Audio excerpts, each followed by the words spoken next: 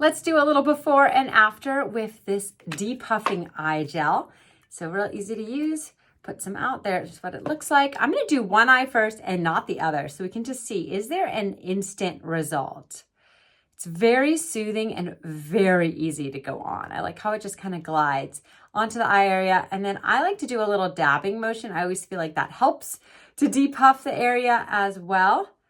A little does go a long way, so one pump is enough for both eyes, although I'm just going to use it on one eye for now. And then I also do up here. Why not work on all the little crow's feet wrinkles around my eye area?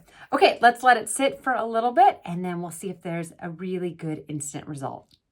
Okay, it's been a few minutes. I do recommend giving it a few minutes to really set in, and then you're gonna see those results. And I got really close to a magnifying mirror, and actually it was pretty crazy. So this eye, the wrinkles look way less when you're really up close. But from a distance, one thing I can tell is just this whole side of my face looks more open and awake and alert. So I do feel like it did a great job with that. You can kind of see the difference right there. So I think it's really cool. If you're looking for a great eye gel that just helps brighten up your eye area, I think you should give this one a try.